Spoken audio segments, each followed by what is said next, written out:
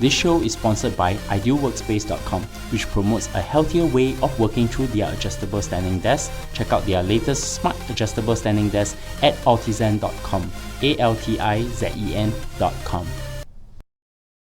Welcome to Analyse Asia, the podcast dedicated to dissect the pulse of business, technology, and media in Asia. In this episode, I speak to Chenyu Zheng, former product marketing manager of Uber China, in a two-part conversation. And in the second part, we discuss the Uber China Mafia and how they are now shaping the entrepreneurial landscape in China.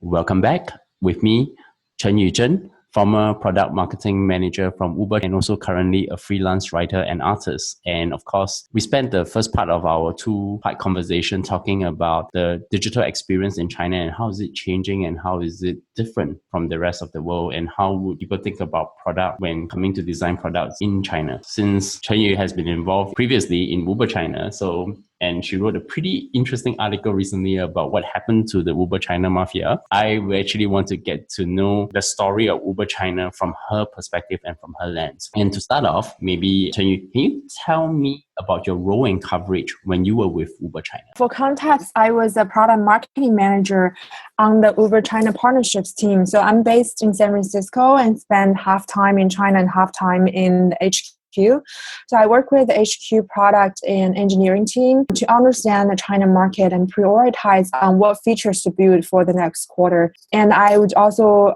be close in contacts with the operations and business development teams in China to understand their needs and insights. For example, we have an integration with Baidu Maps. How do we optimize that channel so people can hail a ride on Baidu apps? And that's an example of the type of work I've been doing. That's my main role, yes. Mm-hmm. As I understand, Uber China is actually divided into 3 regions when it comes to thinking about what to do and how to actually get the mobile app being adopted within China. I guess one interesting thing that I've read in your article is that what are the key important traits for people which Uber hired in China? Yes. So as you mentioned, Uber China was divided by 3 regions: Northwest, the Central, and the South. And each region has a regional general manager. They're responsible for their own P&L and KPI. Uber is a very operations-driven company. And with that, Uber is a very operational-driven company to run a very tight operation.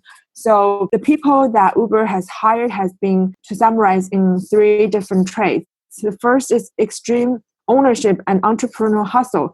It's like everyone, a city manager, a regional manager, is the CEO of their region, the CEO of their city. So they're responsible for their user acquisition, retention. So you would be like an entrepreneur within a company. The second part that's often overlooked is a bilingual ability. So working for Uber China, the language used is English. All the employees are well versed in both US and Chinese cultures, and a lot of them have studied abroad and worked for US or UK consulting and finance company because there's a lot of pricing work, a lot of operations work that actually requires that technical background and ability to communicate with headquarter colleagues in English. And I think the third one is creativity. As you mentioned, Uber has had a lot of stunts in China.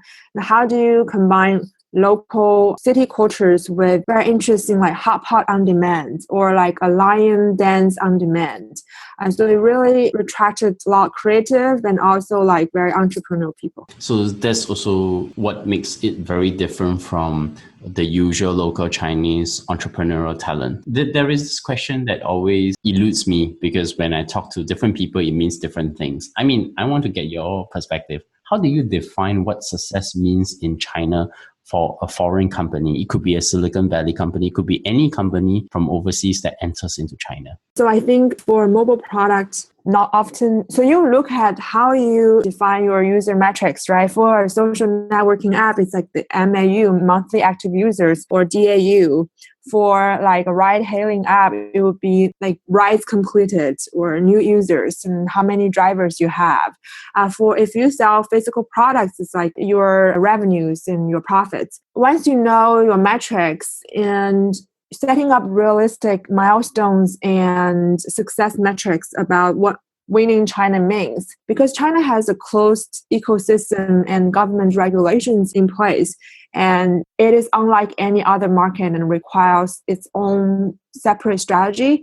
So setting realistic goals. And I believe a complete winning over in China is an often unrealistic goal. So once you have your own milestones and you hit those milestones, I believe it could be a kind of success. This is probably my favorite question of the day. I have this conversation with Kaiser Kuo, former head of international relations for Baidu. And he said this to me. He said that Uber has definitely the execution playbook of that's similar to any Chinese company. It has the same moral grayness like any Chinese company, and yet it gets 30%. Even though it's sold Uber China to Didi, it's still made from its 2 billion on paper into a 7 billion in paper. I think in today's valuation is probably more than that. So to him, even though Uber has retreated from China, it's considered a success for a Silicon Valley in China. So in your perspective, did Uber fail in China? I don't think Uber failed in China. And I agree with Kaiser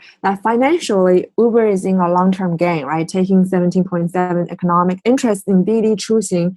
And Didi is much more than a ride-hailing app. Any Chinese internet giant will branch out into new businesses and become a big conglomerate. And especially Didi is a child of Tencent and Alibaba from a merger in 2015. For example, Didi is a major investor in Ofo, a leader in China's bike-sharing battle, and they also have expanded globally, and they just acquired a local ride-hailing app in Brazil, invested in Grab, and venture into new areas through their investment arm. From financial perspective, Uber is in the long-term gain, as you mentioned. But I think often we look at financial values for defining a success of an acquisition or merge. I also believe in the culture influences that Uber has contributed to both China and Silicon Valley. For example, in China, Uber trained high caliber entrepreneurs, and what I call them the Uber China Mafia. They are an analogy to the PayPal Mafia, where the founders and early employees of PayPal has went on to start like Tesla and other successful companies. So similarly, the Uber China core members have since ventured into being the leader of the bike sharing battle of 2017 from Ofo to Mobike. And also the core members of Toutiao, the largest news aggregation app in China, as well as 蔚来汽车 and 有幸二手车, majority of them still in the transportation space. And thirdly, I believe this rare breed of entrepreneurs with cross-border experience, that these Uber China Mafia are well positioned and prepared to build unicorns from China. Mobike and Ofo has been expanding globally very aggressively, and they've hired some of the best talents from US, from UK, from Singapore, and everywhere. Recently, one of the Uber regional general manager in the US actually joined to be the VP of US operations for Ofo. So you can really see that not only Chinese entrepreneurs coming out of Uber have a playbook about how to execute and roll out a global product, but they also attracted global talents to join. I believe that talent is one of the most important things you need to grow, and people who really know the local markets. On the other hand, back in Silicon Valley, Uber is the first company with a China-first OKR that led to an organizational level focus on understanding and working in China. So the colleagues who have worked on Baidu Map integration, on Alipay integration, would have an advantage about understanding how Chinese company works and how Chinese apps are different. For example, there's constant promo banners popping up in Baidu app, right? They would really have an advantage whatever they do in the future that has relation to China. And I think this is interesting because you talk about OKRs is a way of reporting and talk about what you should be focusing first on each week, your progress, priorities, and your problems. And this is something that was introduced by Sequoia Capital, and it's very successfully implemented, not just in Uber, but also in Google, Facebook, and a lot of other companies. I just want to get some names. Who are the key people in Uber China Mafia that are now involved in the bicycle sharing space like Ofo and Mobike?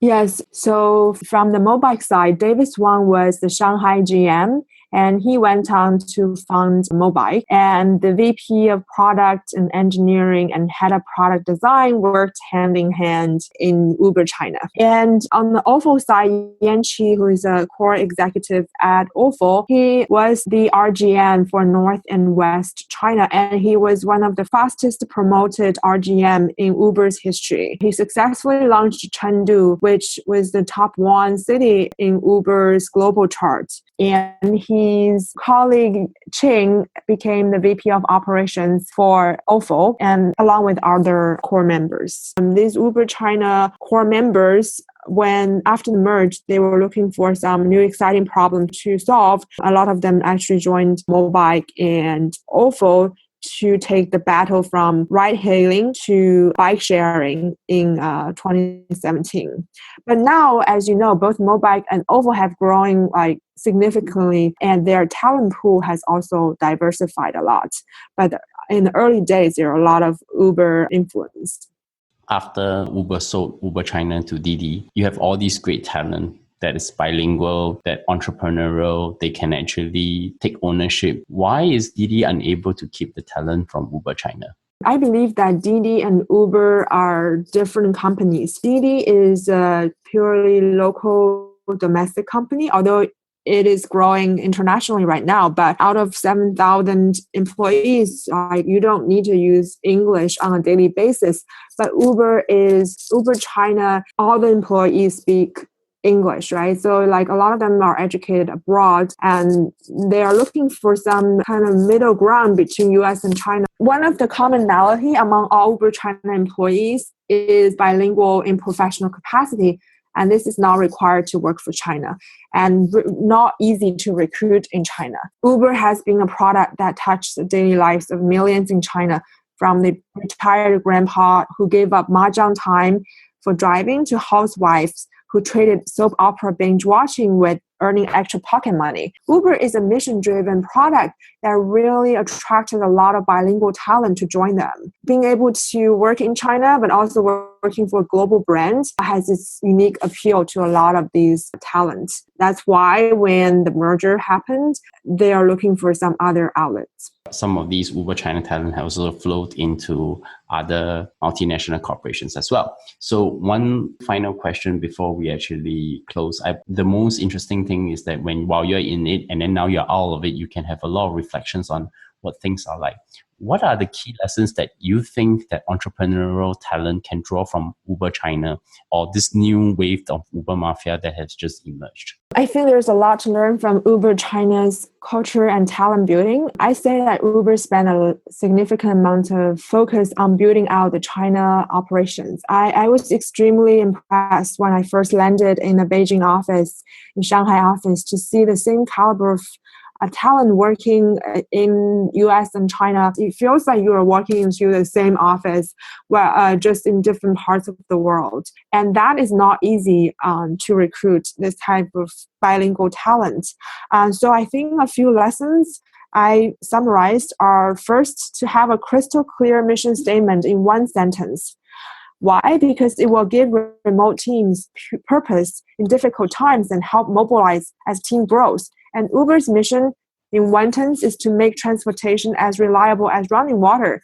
And say if you are working in a remote office and now you understand the mission of the company, and you would be more motivated to work. And the second part is having actionable core values. Uber's 14 core cultural values have really helped guide and motivate large remote teams. Values such as always be hustling, being an owner, not a renter. Celebrity cities are still virally shared across China in WeChat moments. And the third part, and I think is very often overlooked, is invest in infrastructure to ensure productivity for global collaboration. So I worked in China before for US companies, and we opt into local equivalents. Like we would have China's version of Google Drive or Dropbox. So we had China's version of Google Calendar. Eventually it leads to communication gaps, kind of more separate operations. But Uber China has over 20 offices and all equipped with fast Wi-Fi and VPN to work with global teams. And often when we come to China, people say that you need to work in China way. But I think to be able to work as a global company, you want to keep consistent communication collaboration methods. So this is the important part that I think we could learn from Uber. Fourth part is religiously document best practices. I think you mentioned that Uber has a lot of creative marketing stunts that helped grow the users. Imagine you have a global brain with people from 50 different countries that collaboratively come up with really creative campaigns. Like say the ice cream day works in Paris, we can have a global playbook and every city can roll out. So in the Uber ecosystem, people are not working alone. They're like working collaboratively to contribute to creative ideas. Everything you need is documented in the system so that if I want to roll out how to deliver ice cream on demand and grow the user, I would go into the database and look for the playbook, and I can roll out according to my local market. The last part is the regional summits by functionality. So Uber has a lot of these regional summits where colleagues in different regions, because we have so many offices, like I mentioned, over 20 offices, if people don't get to see each other, they may feel lost. So once in a while, there are going to be like a product summit, a product operation summit, a marketing summit. Then people in the same functionality will get together and brainstorm and sharing best practices. And I believe this is also extremely effective. I think this is very interesting about what Uber has done very differently from a lot of Western companies when thinking about China. I also want to draw a very short anecdote that I have with one of my proteges who interned in Uber in San Francisco. Apparently, every Thursday in Uber, they actually turn their Wi-Fi from LTE 4G speed down to a 3G speed. And of course, all the engineers was in strike. And why are you doing this, right? You're making our work really slow. And what Uber's management told their engineers is that this is the kind of problems your colleagues in China and India are going to have. So if you think you're that smart, go fix it. So they have to figure out how to reduce the Uber app down to almost working at very fast at 2G or 3G speeds. I think a lot of people don't realize that Uber's app is actually very light. It's less than 10 megabytes for downloading. So a lot of it is even the way how they think about emerging markets is also very, very different from a traditional Silicon Valley company. So Chenyu, many thanks for you coming on the show and talk about the China's digital experience and the interesting apps that a lot of people might not know about, for example, Xiaohongshu and Zhihu, and also sharing with us the story of Uber China from your perspective and what it has done for China in a different way. So in closing, I would like to just ask you two questions. So my first question to you is, can you recommend a book, podcast, movie, or anything that has impacted your personal or work life recently? Okay, so the book I recommend is Emotional Equations by Chip Conley. His book helped me understand how to manage emotions with equations. For example, anxiety equals uncertainty times powerlessness. And now I can actually use like methods, like equation to reduce the stressors and reduce anxiety. In the past, I just thought that, emotions is like hard to manage. There's so many different parts. And I really enjoy how this book helped me to like find ways to manage emotions. And we all work in the startup world, and there's constantly like stress and uncertainty. So this book has been really helpful. How do my audience find you? On Twitter and Instagram, I am Chenyu Z, Chenyuz. And on WeChat and Chinese social media, I am 苹果姐姐, which is Miss Apple. And so you can find me on my WeChat official account or Weibo to see more updates. And you can find me at Bernard Leong or at bernardleong.com. Subscribe to us at Analyse Asia, Analyse Asia. You can find us on iTunes, Stitcher, SoundCloud, Acast, TuneIn, and of course Google Play in the US market. And tweet to me or drop me any comments and thoughts as well. And of course, what I want to love to hear is feedback. And Chenyu, many thanks for coming on the show, and I look forward to speak to you again sometime in the future. Yeah, thank you very much. I really enjoyed our conversation. I'm glad this finally happened.